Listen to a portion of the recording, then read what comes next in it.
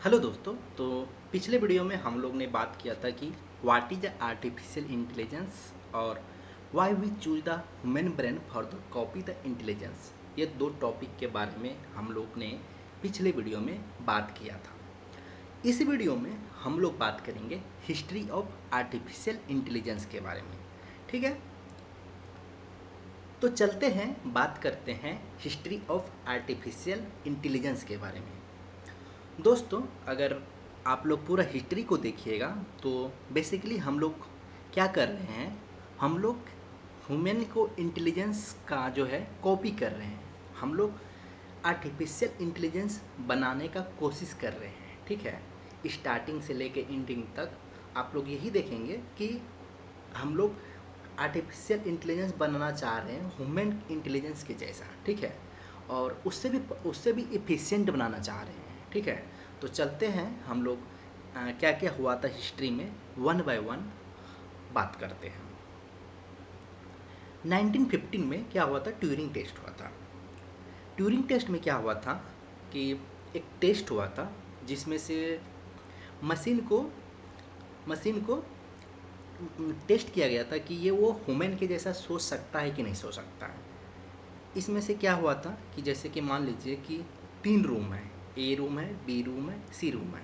और ए रूम में का जो भी पर्सन है बी रूम के पर्सन को नहीं देख सकता है, बी रूम का पर्सन सी रूम के पर्सन को नहीं देख सकता है, कोई भी एक दूसरे को नहीं देख सकता है। ठीक है, ए रूम में मशीन है, बी रूम में ह्यूमन है, सी रूम में एग्जामिनर है या उसको ह्यूमन बोल सकते हैं, वो है। ठीक है, अब क्या हुआ कि एग्जामिनर मशीन से भी क्वेश्चन किया और ह्यूमन से भी क्वेश्चन किया, और बाद में ये पाया गया कि दोनों क्वेश्चन में दोनों के आंसर में एग्जामिनर डिफ्रेंशिएट नहीं कर पाया कि कौन सा आंसर जो है मशीन दिया था, कौन सा आंसर ह्यूमन दिया था। ये एग्जामिनर डिफ्रेंशिएट नहीं कर पाया। यहाँ पे इसका मतलब ये हुआ मशीन पास कर गया कि मशीन ह्यूमन के जैसा सोच सकता है। ठीक है, तो ये हुआ था 1950 में।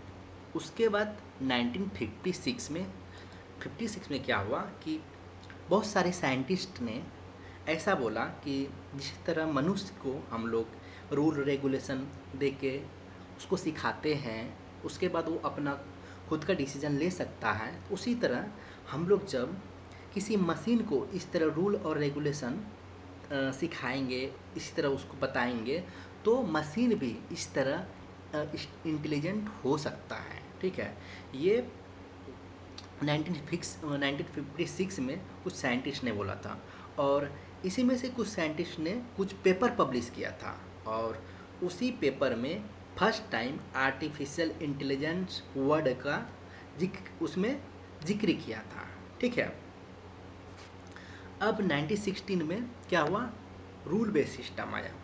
रूल बेस्ड सिस्टम में क्या होता है कि उसमें हम लोग इंसान जो है पहले से रूल डिफाइन कर देते हैं कि इसमें से अगर ये क्वेश्चन आया तो ये आंसर रहेगा, ऐसा हम लोग पहले से डिफाइन कर देते हैं। मतलब कि बोल सकते हैं ई फेल्स ब्लॉक। जैसे कि फॉर एग्जांपल अगर मान लीजिए टेम्परेचर अगर 35 डिग्री से ज़्यादा है तो हम लोग बोलेंगे कि हॉट है, और फिर अगर टेम्परेचर 10 डिग्री से कम है तो बोलेंगे कोल्ड है। तो हम लोगों ने पहले से ही उसमें रूल सेट कर दिया कि बेस्ड ऑन द टेम्परेचर कि अगर टेम्परेचर पर्टिकुलर लेवल से ज़्यादा है या पर्टिकुलर लेवल से कम है तो हॉट है या कोल्ड है। हम लोग ने उसमें पहले से रूल सेट कर दिया। ठीक है, अब फिर आया 1917 में एक्सपर्ट सिस्टम।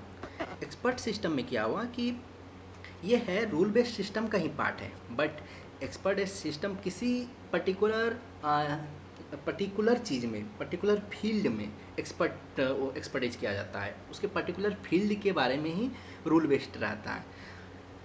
ठीक है, अब आता है 1980s में मशीन लर्निंग।